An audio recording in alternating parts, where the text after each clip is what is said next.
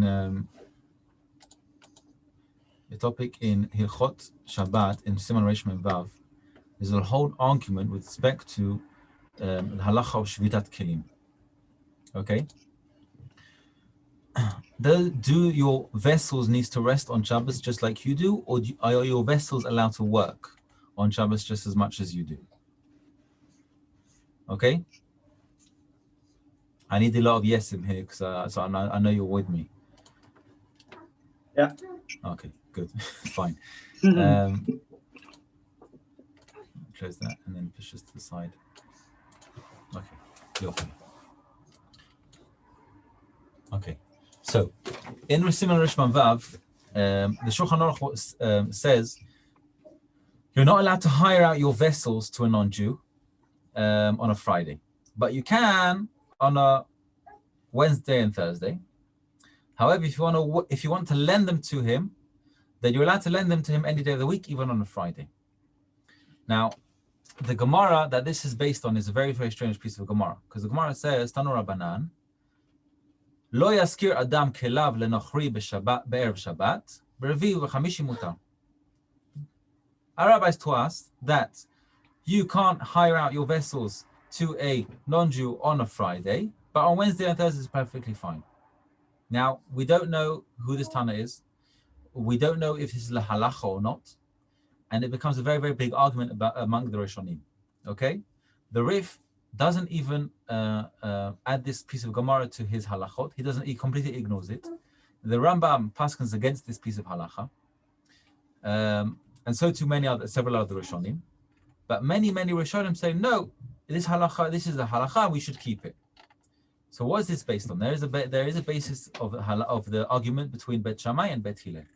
Bet Shammai says that we are instructed not to let our vessels work on Shabbos.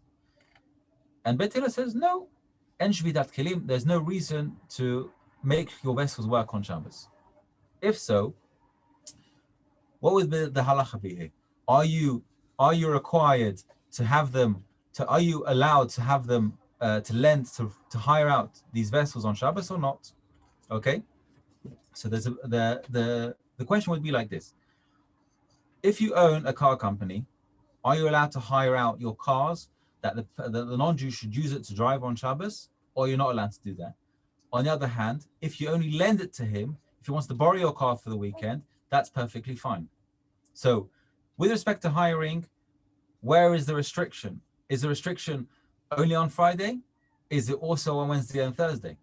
Because it's not logical to tell me that if I'm renting out this car from Wednesday for an entire week, of course he's going to use it also on Shabbos. Of course he's going to be driving on Shabbos. So why should that be any different? It's an income. It generates money. It generates money, but then the Issur, the prohibition, should apply to Wednesday and Thursday just as much as it does on Friday.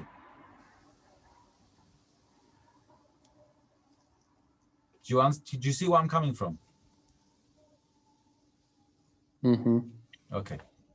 So there is an answer to say like this. In essence, even if you want to say the restriction of not allowing anyone to use your vessels to work on Shabbos, it's only a suffix derabanan. Why is it a suffix derabanan? Because it's not a biblical prohibition for him to use your vessel, because it doesn't say so in the Torah. It's only a rabbinical prohibition. Now, when you lend it to him on a Wednesday or on a Thursday, it could be he'll go for a weekend, but it could be he'll go to a hotel, and that whole Saturday, that whole Shabbos, he won't use the car. No one's definitely going to use that vessel that you've given to him earlier during the week. But when you give it to him only on a Friday, then there's much more of a great inclination that he will use that vessel on Shabbos. If so, there is specifically a restriction on Friday not to use the vessel, so that you shouldn't rent it out to him on a Friday. But if you gave it to him earlier during the week, then it's only a suffix derabanan. That's how they want to answer the line in the Shulchan Aruch that says on Friday it's okay to rent out this your vessels, but on Friday it's also, but on Wednesday and Thursday it's perfectly fine. Now, the Isur, why is there an Isur? What is the Isur based on? Because technically, the Jew's not doing any melacha here. So why is it a problem for him? Any ideas? So you should rest on Shabbat, you, your animals, and your stuff. You, your animals, and your servants, not your stuff. It doesn't say stuff anyway. It's not biblical.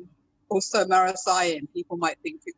Very good. Marita'ayim. Brilliant. All the way from America. Says it's a problem of Marita'ayim. Now, the Marita'ayim is like this. The Marita'ayim that you're earning money on Shabbos. Because when you're hiring out your items and he's going to pay you for the days that he's using them, he's going to be paying you for Shabbos. Because if there was a clause in you renting out your item saying, it's rented to you out for a week, but from Friday 4 p.m. till Saturday 5 p.m. you can't use that, he's not going to pay you as much. So he's only paying you that much because he's allowed to use it also on Shabbos. Therefore, we have a problem with Ma'aseh Ayin, which comes up many, many times in Hilchot Shabbat as a derabanan, a rabbinical prohibition, that you shouldn't have lended them out. But all this does not apply when you're just lending him the item, because when you're lending them the item, there can't be Marit Ayin. You're doing nothing wrong. The whole Marit Ayin is when you're earning the money. So now another very, very interesting situation comes up. What happens between different countries where in one place it's Shabbat and in a different place it's not Shabbat? Okay. For example, if on Friday afternoon someone wants to send a fax or even an email or a text message or a Twitter or anything of the kind to somebody in Israel where it's already Shabbos, is that a problem of shvitat kelim? Do you have a problem that you are causing another vessel to do a melacha where in that time frame it's Shabbos? Would that be a problem or not?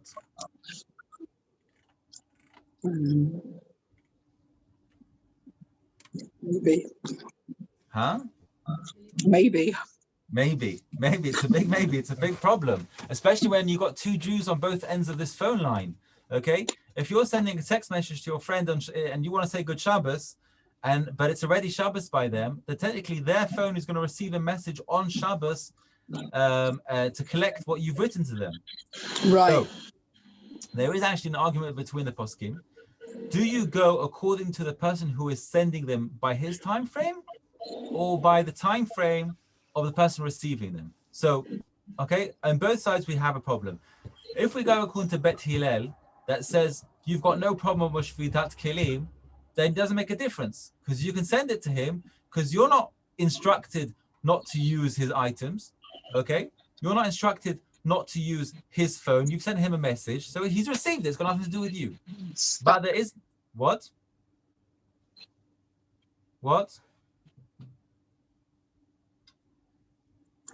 No questions. Okay, so you are not instructed to stop from using that item, from using that vessel, because where you are, it's not Shabbat.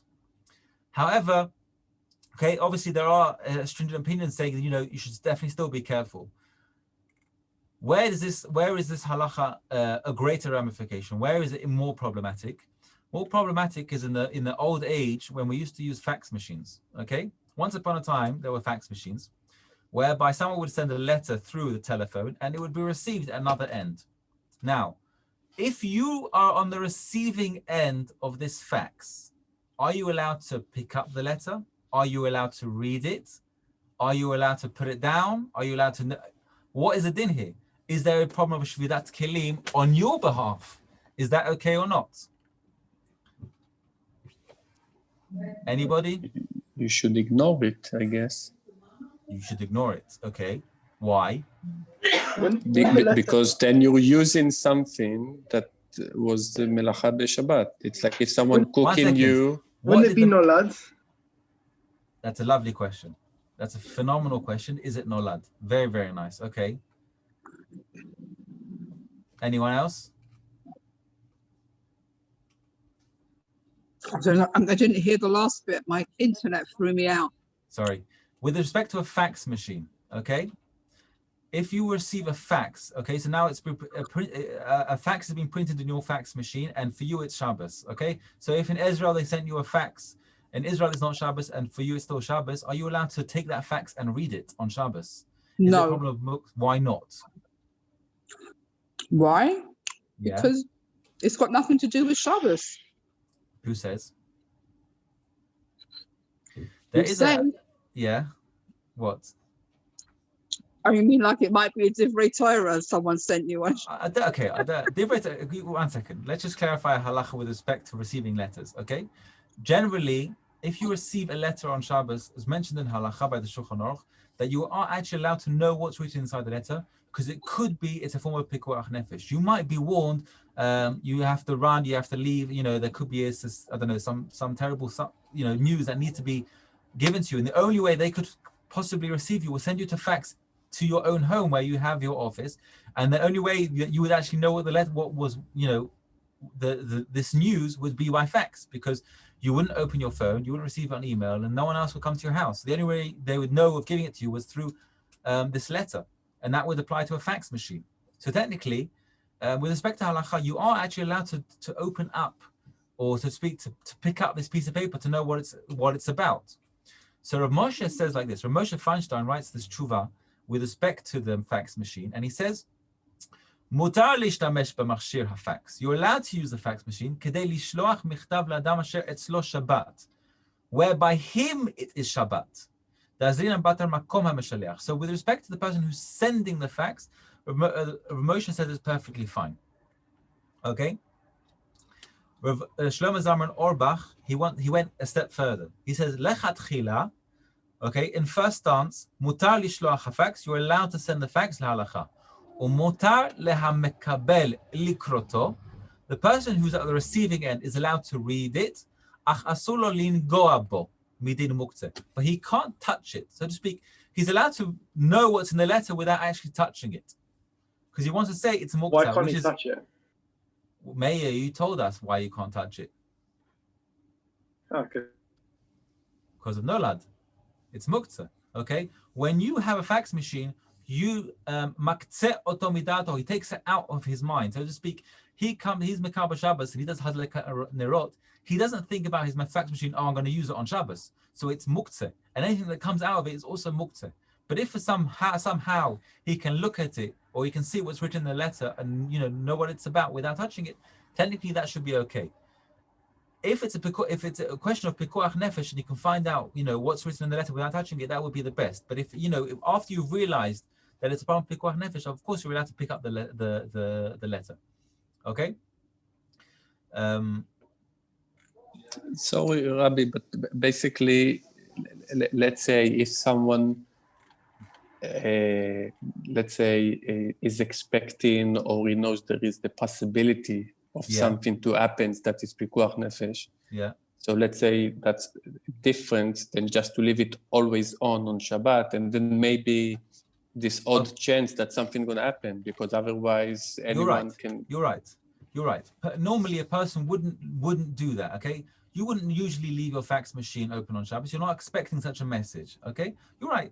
Obviously, especially there is one of the shitot that I want to say, especially it's only permitted when it's quiet, because if it's making a noise, then it's really problematic.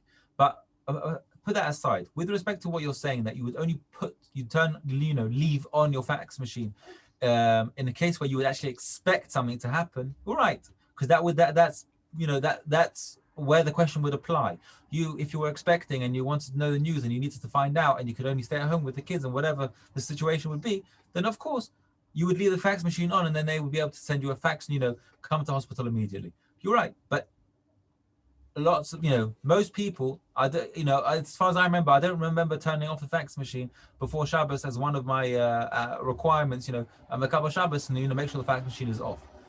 Technically, suddenly you receive a fax for some reason. You've walked by it. I don't know. It's in your living room and nearby, and you notice the fax just came out. You want to peek and see, what's written in it, or maybe you are expecting to find out something, but from somebody that there's a problem of time difference, and for him it might be Shabbos, and he would want to notify you ASAP. So you're right. It would apply, specifically to that situation. So, with respect to the fax machine, there are many more shitot and rabbanim who want to make a psak saying it's okay. However, I do want to mention the idea mentioned by the opinions that want to be machmir, that if someone that they only want to say that it's an issue of that if you would do somehow allow this, then you'll come to more isurim. The second opinion want to say that technically, if we have a chumrah in the Ramah of shvitat kelim, as we know that in the Shulchan Aruch when he writes a shita of stam and yesh omrim, he writes stam because that's the halacha, but he's choshesh to the shita of the yesh omrim, and here we do have yesh omrim in this halacha. Second of all, the Ramah says he passes according to the second shita, which is machmir, that you should keep shvitat kelim. So according to those opinions, technically you should be much more machmir, and you shouldn't even look at the fax machine. You shouldn't even leave it open on Shabbos. Okay, now.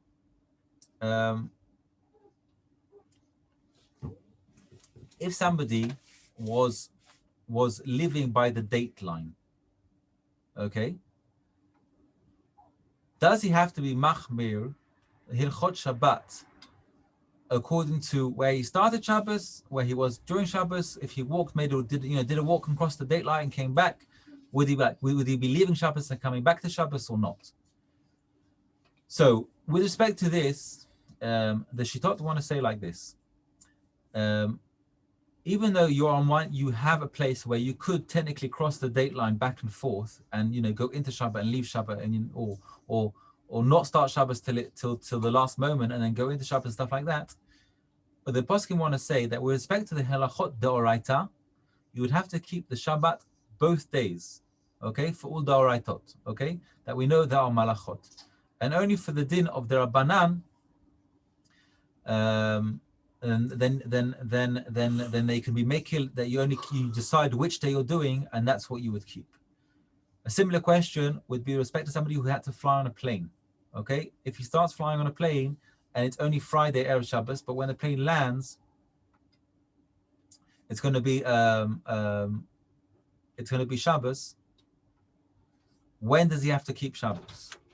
At what point does he calculate when he's keeping Shabbos? Okay, so it's going to be Shabbos from the place where he took off, not where he's landing.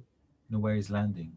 He's landing on Shabbat or he's landing on Friday? He's landing on ha'oleh lamatos be'erev Shabbat u'megia lamakom acher be'erev Shabbat.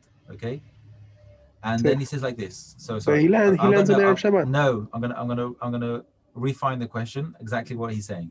Ha'oleh lamatos be'erev Shabbat. He got on the plane on a Friday. U'megia lamakom acher be'erev Shabbat, and he got to a different place on Friday. V'hamatos nosea me'al makom shehu Shabbat afilu sha'achat. But the way that the plane flew, it had to divert over a country where its time frame was Mekabel Shabbos, and then left it to a place where it wasn't Shabbos. So let's say he went from the north to the south.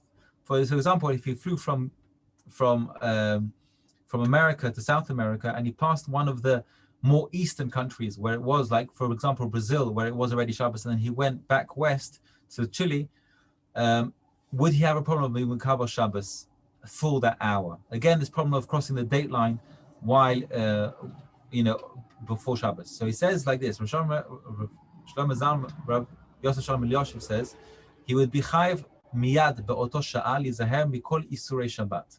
He would be chayiv on that plane trip to be very, very careful of all isurim of Shabbat, because the reason being is like this: when you have a place, even a city or a kehillah where they are Mekabel Shabbos, then anyone who comes to that area will also be Mekabel Shabbos. So of course, if you're crossing a country where that country has Mekabel Shabbos because its time frame, then even if you're flying over that country, even a tiny bit on your plane journey, and where you are landing, it's not going to be a problem. Nonetheless, for that time that you are above that country and it's Mekabel Shabbos, then obviously you would have to relate to the restrictions of Shabbos and not be Mechalel Shabbos, even though you're not Mekabel Shabbos upon yourself, because where you are going to be when you're going to land, it's not going to be a problem of Shabbos. Beseda? Technically speaking, this is a question I'm not really understanding something, but technically speaking, if you're only counted as being in a particular domain, if you're 10 tefachim and under, if an item, then how would you be counted as being in that domain if you're 10,000 feet in the air? Which domain is only up to 10 tefachim? Private. What? Oh no, public. Public. Public domain is only up to 10 tefachim. The Carmelit is only up to 10 tefachim. And Private is all the way up. And private is all the way up. All So the if way you up, cross a city Right. with buildings, you're definitely going into the private domain. Second of all, Shabbos is not a question of domain. Shabbos is a question of time. Okay, there was a whole issue with respect to the Israeli astronaut that went to heaven. That went to space. Ilan Ramon. Now, when he was in space, he would circumference the entire Earth in 3 hours. So there was a whole question with when did he have to Mekabel Shabbos? Technically, he had to Mekabel Shabbos and he had to keep it for 48 hours. Are you with me? Do you understand the question? Yes. Yes. Okay. If someone's Israeli, One and second, they wanna travel- Carmela. 1 second. We're discussing the space question. With respect to Ilan Ramon, he's in space and he circumferences the globe every 3 hours. He does a whole cycle. So technically, he would have to keep Shabbos for 40 hours from the beginning of when China Mekabel Shabbos to when America stopped having Shabbos. So technically, he would keep Shabbos the whole time. So the question was, does he have to? Is he mechuyev b'Hilchot Shabbat or not? So this question got to Rav Moshe Sternbuch, and he told him Shabbos doesn't apply by space. It's only in the time frame of the atmosphere of the globe, because that's where the Torah was given to us on Earth. Anything within the globe, you would have to Mekabel Shabbos. You'd have to accept Shabbos. So therefore, this plane, when it was traveling, it would and the person was on the plane, he would have to keep Shabbos for that hour. But Ilan Ramon was completely out of the time frame of where Shabbos would apply. So as a Kiddush Shamayim, he told him to keep Shabbos for 3 hours. So for 3 hours, he didn't do anything on the spaceship, and that was his Kabbalah Shabbos. But otherwise, he didn't have an inyan of keeping Shabbos. Why Carmela, 3 hours? Why 3 hours? Because that was his cycle of the world. So as if he was doing the Shabbos with the entire world in one go, that was the 3 hour cycle. Okay. The question by Carmela? oh yeah. So someone that was born in Israel, that lives in Israel, and you only keep 1 day Chag, Yeah. would they be permitted to fly Motzei Chag on the first day to Chutz La'aretz? But where are they landing? They're landing in a place where it's Yom Tov. Yeah. So that would be a problem. Because they have Even though they don't have to keep it? Yeah, because you have the whole issue that you mentioned of Marit Ha'ayin. Oh, I see, fine. Okay. But there is a leniency where if you would fly, where you would leave Eretz Israel, even though in Chutz La'aretz it was currently Yom Tov, but you would only land, or you'd only leave the country, so to speak, or you'd fly over a different country where it was Yom Tov only later, even though you started to fly earlier, then that would still be okay. Oh, okay. As long as Okay. you land when it's not Yom Tov. No, as long as you're flying over a place where it's not Yom Tov. The same idea of this Shabbos issue, okay? For example, if okay, no, you're right. No, sorry, I'm going to retract that. I'm sorry. You're 100% right. But you have to appreciate that the people who know you're landing in Yom Tov in America, they have to appreciate, okay, when did she leave? She left only today. In Israel, it was already not Yom Tov, and she landed in America where it was not Yom Tov, then that's okay. Because the issue of keeping Yom Tov is not the same issue as keeping Shabbos. He is not mechuyev b'Yom Tov, even though in Chutz La'aretz it is Yom Tov, and there's no issue of Maris Ayin because he's on a plane, and the only people who are on a plane are people who don't have Yom Tov. So that issue won't apply like the issue of this Shabbos of flying over a city. But it does apply when you land. It does apply when you land. So when you land, it has to make sure that it's not Shabbos by where you're landing. Oh, okay, fine. Okay. Got it. Okay. Any further questions with respect to the Shvitat Shabbat or time frame?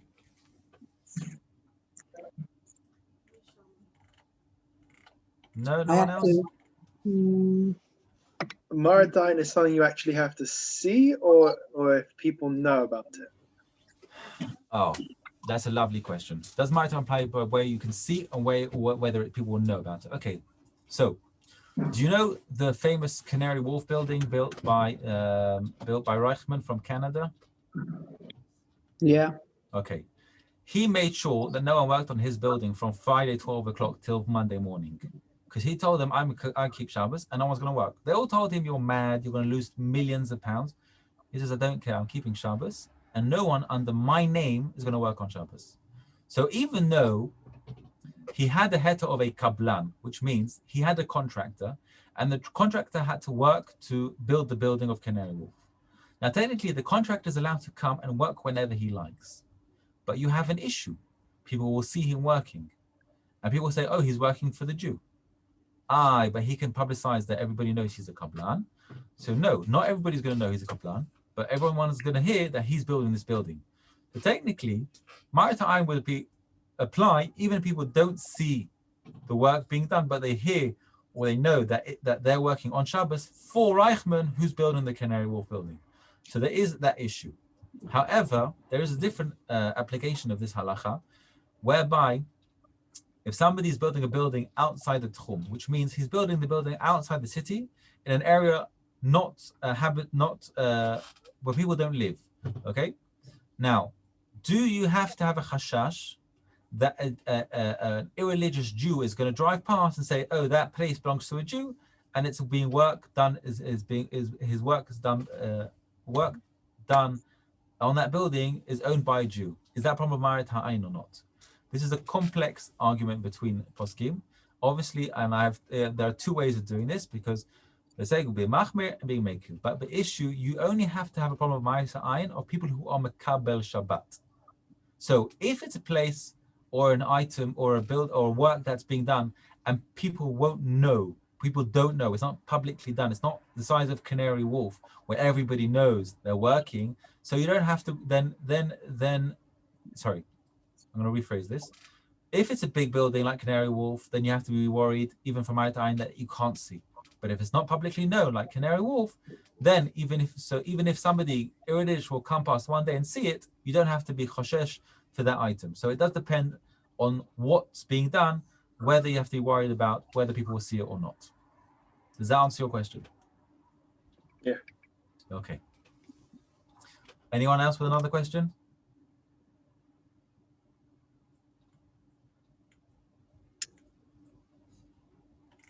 Okay. Okay, so we have this, I wanted to mention this car rental. When does the car rental become a problem? Okay, there are two issues with respect to the car rental. The first one with respect of Shmo Alav. Shmo Alav comes up in a different siman, a bit earlier in Shabbat. And the whole issue of whether they know it belongs to you and you're hiring it. So with respect in Israel, where we know the companies are owned by Jews or run by Jews, then you have a problem of Eldan and Avis and stuff like that. But if you had a company, let's say in London or in America, in New York, okay, known as the Meir Gabbai rent-a-car, okay? Every single car says Meir Gabbai, and they're all painted in a violent orange. So anyone sees this violent orange car driving around, they all know it belongs to Meir Gabbai.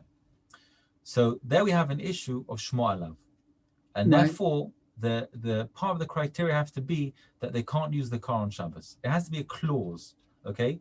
Or the clause is you're allowed to use the car, you're given it for a week, behafla'a, so to speak, it's swallowed up and you're not getting the payment specifically for Shabbat, or you're getting Shabbat as a free day. So to speak, you're renting it for a week and Shabbos you're not paying for, you're getting that as a day off. That's one issue. Second issue is owning menayot, owning stocks in a company. Now, I had a whole issue with a chavruta that I'm learning with. He understands completely in stocks and shares and everything to do with that. And he says there's a whole issue and with bonds. Now, for a Jew to start buying a company that work on Shabbos, is that okay or is it not okay? Okay. If he starts buying up a company, like Warren Buffett buys up companies. So if he was a Jew, he would have a whole calculation. Is he allowed to allow the company to continue working on Shabbos or not? So here we have two different aspects. This is when he's buying up like a majority of the company. Or the whole company in its entirety. It doesn't really make a difference. As soon as he passes the 50%, this whole issue comes up. Okay? So there's two aspects. There's two purposes for him buying it. Is he buying it in order to run the show, or is he buying it to to let it continue running as it is. So in most cases, you would buy a company in order to be part of the company, to start heading the company, to become the new CEO, to managing it, and to choosing who's the president and who's not. So in such a situation, there would be a problem for a Jew to own the company and to own more than 50%. Another problem added to this is that if more than one partner was Jewish, so to speak, if there were 5 partners and 2 of the partners were Jewish, and between the both of them, they own more than 50% and they're running the company, then we have a big issue because we have Jews owning the company, running the company, and letting it work on Shabbos. So obviously those 2 issues will come up, and there would be a problem of working on Shabbat, of Shvidat Kelim on Shabbos, of Poalim working on Shabbat, and stuff like that. The second issue, the second way of purchasing company, the way Warren Buffett buys companies, is that he buys a company and lets it continue running of its own. When you let the company run of its own, you let the managers who are already there to continue running. You are not interested in the way it's run. You enjoy the fact that it's run well. You'll check it up every so often, but you're not involved in the way it's run, and you do not make the decisions of how it's run and the clauses, what times, what days, and how it's done. In such a situation, there are many poskim that are being matir. Why is this? It's because he's not being involved. He's not taking charge of the company. Since he's not taking charge of the company, even though he's receiving the money, he's receiving schar. It's not considered schar Shabbat because it's not specifically from that date. It's only paid to him once a month. It's only muvla it's swallowed up in the expenses. And therefore we have a differentiation between the 2 ways you can buy shares. If you buy shares in a company whereby you're only buying part of the company more and more, but you're only doing it to, for your own benefit of earning money, not to purchase, to own the company and to run it, then that would be okay, even if you're earning more than 50%. However, there's an issue with respect to bonds. If somebody buys bonds in a company and there is a bankruptcy in the company, then as far as I've understood from my friend, then the issue goes to the people who own the bonds, how to then operate the company through their bankruptcy. Then the obligation falls upon the bondholders, and they are the ones who start giving the decisions. In such a situation, it would be forbidden to a person to own more than 50% of the bonds, because it could be one day that the obligation will fall upon him, not out of his choice, it will fall upon him, and therefore the restriction has to be made earlier not to own more than that percentage of the company. Okay? Yes. Kamala? Yeah, you mentioned that these laws don't pertain to someone that's lending a car. Yes. But I had an experience once. I was on vacation and I lent my car to someone. Yes. And they were Shomer Shabbos, but they must have had like some kind of meltdown, because somebody told me that they saw me driving on Shabbos, and my car is very recognizable because it's got Elvis all over the windows. So I went back to the person. I said, "Did you drive my car on Shabbos?" They said, "Yeah, I was very depressed. I had to get out." I said, "That's terrible. People think I was driving, because people don't look in the window. It goes so, no one's looking in the window, just see the car. So why isn't this a problem then if you lend someone? Because that's terrible." Okay, you're right. It's definitely a problem because of what they've done to you, and so to speak, they've given you a bad name, a shemra. Okay. But we're not discussing lending your car to a Jew. We're discussing lending your car to a non-Jew. Now, in respect to the halacha of lending your car to a non-Jew, if you lent it to a non-Jew, you could just tell everybody, "I lent it to a non-Jew. I was giving it to my friend, my neighbor, whatever. He lives across the road. He needed the car for Shabbos. I wasn't here anyway. I wasn't driving the car."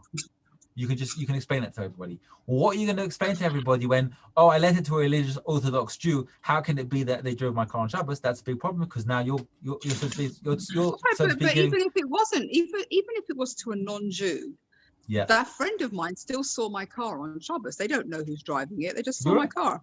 You're right, which is the second clause of the halacha. I explain to you why. There's an issue of shmo alav. The name is recognized, on an item. Most items that we lend to people, nobody knows that it belongs to us. Okay? Right. If I lend somebody my car, they're not going to know it's my car. If I lend him my I don't know, my computer, my laptop, if I'm going to lend him any other electronic item, no one's going to know it's mine. You have an issue with respect to everybody in New York knows that it's your car because of the way it looks. It stands out. Okay, that's a much bigger problem of Shmo Alav. So you have a Right. bigger restriction even with respect to a non-Jew, because even though you might lend your car to a non-Jew, people don't know you're lending it to him. Okay. First of all, they could think that you've hired out to him if you're making money on Shabbos. Second of all, they don't know that you're not driving the car and they are driving your car, which is a different issue, and it comes out elsewhere in halacha, and therefore it's a bigger derogatory, and therefore you have to be much more careful of it. Specifically with respect to a car when it's noticed and it's recognizable, which is the same issue as Reichman and his Canary Wharf building. It's a very, very big building, and it was bang in the middle of London, and everybody knew he was the one building it. Therefore, he had to be extra special careful, even though the halacha it would be permitted. He was super careful because of this problem of having people saying, oh, he's working on Shabbos. So with respect to your car, you're going to have to start being more stricter with who you're lending your car to, Well, that was a especially one-off. over the weekend. It was a one-off. I'm not lending it anymore. That's it. Finished. Or you can take off your Elvis stickers. I don't know what's No. harder. No, I have an Elvis number plate as well.